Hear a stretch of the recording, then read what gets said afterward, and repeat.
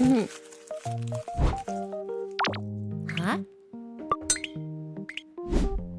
Kaboom.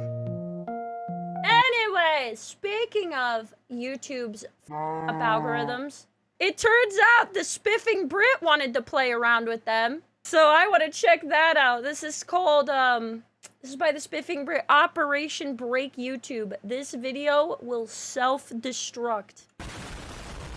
What is he gonna do? Hello everyone. Welcome to a very weird video that I think is probably the first of its kind on YouTube. For you see, this is a video with a countdown. As time ticks on, this video will gradually become more and more unwatchable. But how and why is this the case? Have I simply gone mad after nearly a decade on YouTube? No, I am the Spiffing Brit, a professional exploiter and breaker of algorithms, games, and occasionally international law. As many of you brilliant subscribers will know, a regular pastime of mine is to find loopholes and potential vulnerabilities with how YouTube's algorithm is designed. What do you mean? I hope you enjoy the 50% of the video that remains. Did it get cut down or something? Did he have to, like, re-upload it? What do you mean? Often these are lots of little short decisions or actions that YouTubers can take to give them an unfair advantage against other creators. He In the past, some of my okay, I gotta know. small and humble little exploits have included printing views out of thin air whilst live streaming, duplicating like counts, and of course probably my most dangerous one, destroying another creator's video performance by buying ad space for it amongst terrible demographics. Buying ad space to have the video actually do worse. Oh my god. Yes, that's right, I introduced PvP mechanics into the YouTube algorithm. Surprisingly, after all of this, YouTube The PvP tactics, I can't. was not sent any assassins against me. Or perhaps they never got past my ferocious battle corgi. Still, here I am once He's got again, a ferocious battle corgi, child, look out. shouting from the rooftops that my next grand experiment is ready, and here you stand ready to be a glorious set of guinea pigs. My goal for this video is to I manipulate already am a guinea pig for YouTube. I've been a guinea pig since September. YouTube watch time over a greater level than we've ever achieved. We have done previous videos where we increase watch time and retention on shorts, or videos that you must watch at a slower speed. And this has taught us that viewer retention and average viewer statistics are quite possibly the most valuable in determining how much YouTube wants to push a video. So wait a minute, if people watch the video at turtle speed, it counts for more in the algorithm? I don't want to know what I sound like at half speed, chat. Please don't. I mean, like, not even for money, okay? I don't want to hear myself at half. However, my previous experiments have lacked one important statistic: It reminds me of, wow, I really had a good freeze frame time there. It reminds me of, oh my gosh, Zootopia, when they're at the, like, what is it, the bank or something with the sloth, and he's talking, like, really slowly, and she's, like, getting frustrated. That's what I imagine.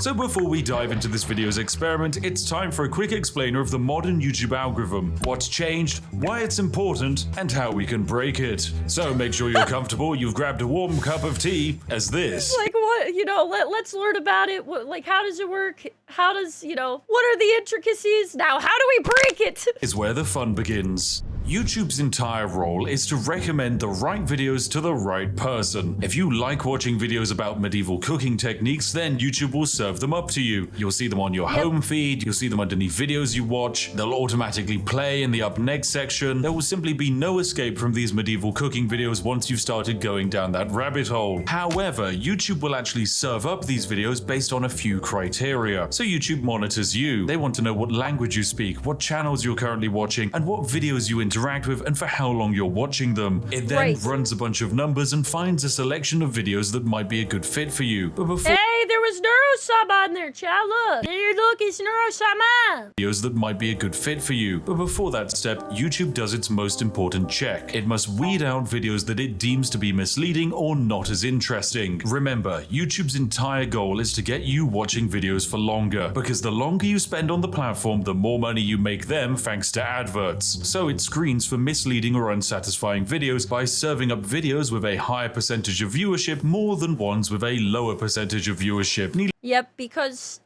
that's why also that, like, if you make shorts, they do not make any money. Because you can't put an advertisement, you can't put a lot of advertising on like 30-second videos. So making shorts is not lucrative at all. The sole purpose of them is just to reach a lot of people. like to have a lot of exposure to people you wouldn't have otherwise. Needless to say, in 2024, basically no one is using the sub feed anymore, so video recommendations are the most important thing, meaning average watch time is also the most important thing. This algorithmic decision of meritocratic performance is actually great on paper, as it generally means that better structured videos that get to the point of their purpose quickly will outperform more waffly ones spoken by British people that go on tangents. Wait a second, but there is a little bit more to this decision. What happens when a video covers the same topic but is a different length? So let's imagine video A is... You mean React content that takes the same content that people are interested in, bandwagons off of it, and then talks in between it so they have longer amounts of time so they make more revenue? That's crazy. A 10-minute long video that has a 50% viewer duration. Video B That's is so dirty. What are those people doing? a 20-minute long video, and it also has a 50% viewer duration. They are both watched on average for the same amount of time, meaning logically they are both the same amount of satisfaction in the eyes of YouTube. Wrong! YouTube will massively favor video B. It's got higher watch time. Yep. Baby. So that video will not only get more views, but it will also make more money for the creator. This creates a weird calculation where in some examples, longer equals better. There are some very extreme examples of terrible creators exploiting video length for profit. Yeah, look at the 11 hours. Like, for example, this one here. Wait, hang on a second, that's my Victoria Free live stream. This video here is the second most viewed Victoria Free video in the entire world. Wow. There are thousands of Victoria Free videos, and yet this nearly 4-hour-long live stream VOD is the second best of them. What? Wait, so are live streams on YouTube super profitable because of that? Because you don't really need like as many people, you just need a couple that are watching the whole time? Why is this the case? Is it because it's a well-crafted, well-edited, perfectly executed idea? No. Yeah, I'm about to tomorrow make a 10-hour video just of me mooing on repeat for 10 hours. And then profit! It is a good video, but it's just statistically broken. Because it's such a long video, the average watch time is over 1 hour and a half. This means that this stream has 3 times the average watch time as the next best video has total length. That's also my video, by the way. It's handcrafted, took us a lot of time to make, and very well executed. But statistically, it's terrible. The results are that this stream outperformed massively, and thanks to my dastardly strategy, it suppressed other videos in the recommendation feed. So I've heard of this, okay? Because I've been looking into YouTube a lot because I've been going through it with them. I've heard that if you do a live stream, sometimes it will suppress your video content in favor of the live content. So if you make a live video that day, I don't know if this is completely true or not, but I've heard if you make a video that day that's edited and you live stream that day, like sometimes they'll more compete for space than if you like just made 2 edited videos that day. Allowing me to make over £64,000 off of a 4-hour stream. Thanks, YouTube, that was perfectly balanced. Oh wait, you're probably not used to creators talking about how much they actually make. Don't be alarmed, friends. I have to pay a lot of that revenue in tax, probably. Maybe some of it has to go to the interns to buy them food, and then the remaining 95%. You guys have interns? How do I get those? How much do I have to make? Oh, wait, he's got 4.12 million. Okay, maybe later. Get spent on my crippling addiction to Yorkshire tea. So more watch time is more good, and greater average watch time is more good. This means that the calculation to make the optimal video is rather simple. Make a video as long as possible while still keeping viewers interested. This basically means that all you need to do is craft a perfect SEO monstrosity with zoomer cuts, pan zoom, smiling celebrities. Man, jiggle those keys. You just gotta jiggle those keys for as long as you can. Go, go, go, go, go. And just pander to the algorithmic equivalent of the everyman. Yeah, I'm talking about you, Dave. This is the strategy that has to be used by the people at the very top of YouTube. I can't blame them for it because you reach a point where each ounce of personality you show, the market cap of your audience goes down by millions. Instead, you must become like white toast with butter. Would you like to succeed? You must become the Wonder Bread with the butter. But very inoffensive. Plain unsalted margarine for you only. Perfect for when you're waking up and starting your day. So yeah, I can't exactly do that. I'm British for a start, which means that the French people probably stopped watching 5 minutes ago. Rip. On top of that, I like janky bad edits, and my sarcastic style of humor isn't exactly for everyone. If only there was an exploit that could make a longer form video retain a larger percentage of viewership and watch time. Oh dear, if only. Oh my god, is that a poorly designed feature YouTube made that nobody uses on the Oh horizon? my, are you serious? I have used this once or twice. You know what I use it for? When it says, like, I don't know, like 5 seconds of audio was found to be owned by someone else. I'm like, all right, I don't really want to remake the whole freaking video. Put like a do in there or something. I don't know. Yes, it is! Say hello to the YouTube video editing suite. From this screen, I can make edits and alterations to an existing video on YouTube. This is so painful. This is the exploit you have to have. This is so bad. YouTube's editor is insufferable. It is like a caveman made it. Worse than every system out there, okay? Even the free ones. Like, oh. I can trim and cut sections out of it, blur details, insert audio tracks, apply end screens, and even spam info cards to remind you to buy merch every 5 seconds. Seriously, creators who use this, please stop. Please do not use it. Well, I feel like it can come in handy, like, if I don't know. Probably you should never use it, but if you have like 3 seconds of audio that gets picked up somewhere stupid, and you just want to take it out, I don't feel like re-uploading the whole video, but yeah. If it's for something tiny. Go and brew a cup of tea. Now these tools are hardly used. Mostly they exist. Yeah, time to put my editor up for the hardcore challenge of editing a video only in the YouTube editor.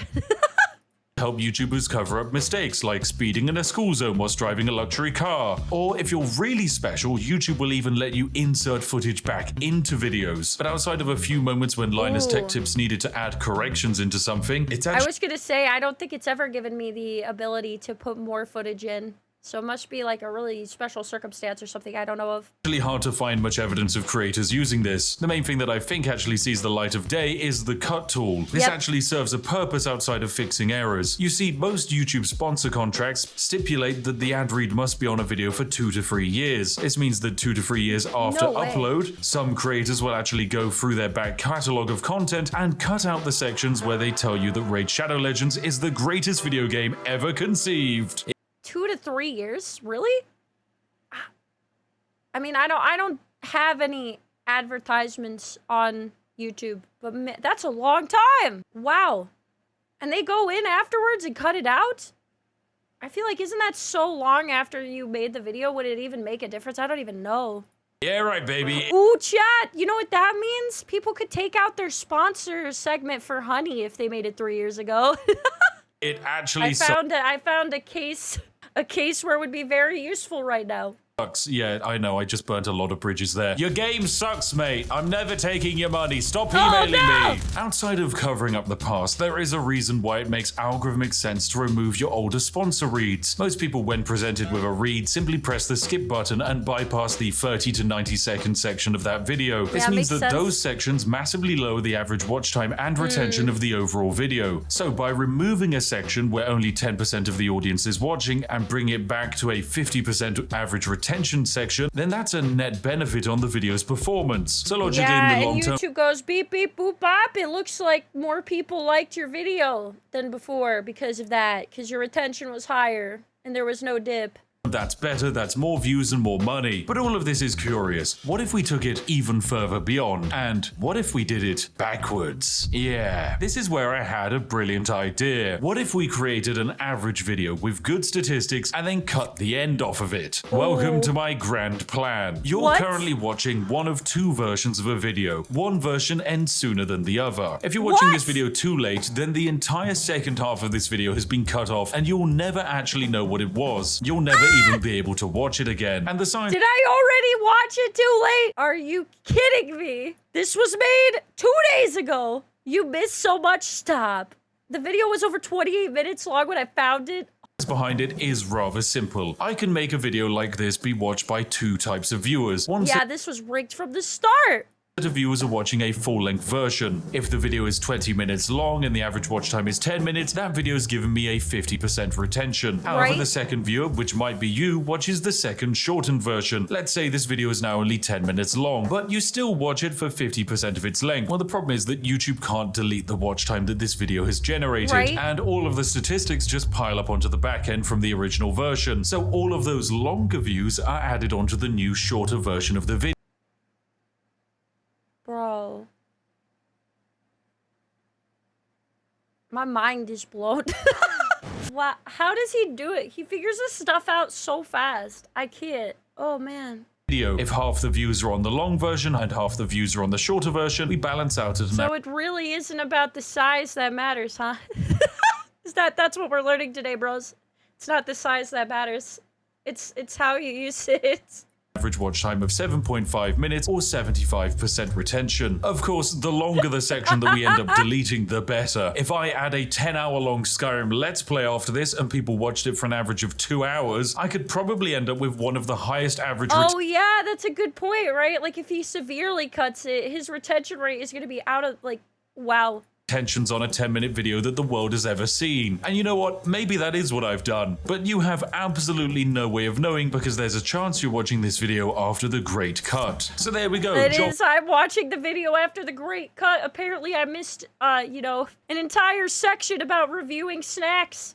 Done. This video is perfect. I've just become a quadrillionaire and the largest YouTuber on the platform. Unfortunately, it's not quite that simple. There are a few limitations to this strategy that might unfortunately stop us from breaking YouTube entirely. Namely, market cap, interaction, and engagement. The first problem is hard to fix as there is a finite amount of people on the planet who would be happy watching a video on YouTube exploits. YouTube knows this, so recommends videos accordingly. Generally, the best videos on YouTube are ones that are relevant to broad viral demographics. Yeah, they're the ones that they feel like are appealing to a lot of people. This is why you see someone like the Legal Eagle cover popular events rather than obscure but interesting legal cases from Madagascar. In pursuit of the tortoise smuggling.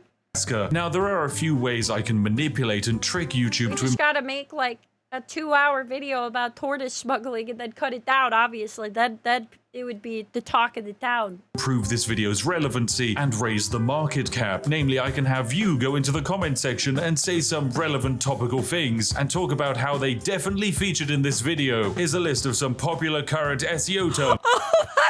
Oh man, so they gotta say one of these. Active right now that you can claim I have somehow satisfied your interest of. Yes, I remember talking about that. Oh, and that one. Yes. Oh, how interesting. I love insert thing here. Not only does this help insert thing here with the reach of the video, but it also counts as engagement. All forms of engagement with this video and the channel will work positively to this video's success. Wow. I wonder how he found those words. I'm really curious. Oh my god, I love the New Year's Eve party Squid Game Mr. Beast funny moments that definitely featured in this video. Oh no. Just a thought, I think another part of this is that so many people are going to be searching for the re-uploads of part 2 that YouTube will notice so many people are searching for the particular video title. Oh yeah, more likely recommending it to the front page due to it being requested a lot. Oh my god. So they're searching this title and then part 2, hoping it's around somewhere. The deleted part of the video was Spiff ranking his top 10 anime waifus. The second half really turned my life over, went from broke to homeless in 50 minutes. Oh, this is crazy. It's great though.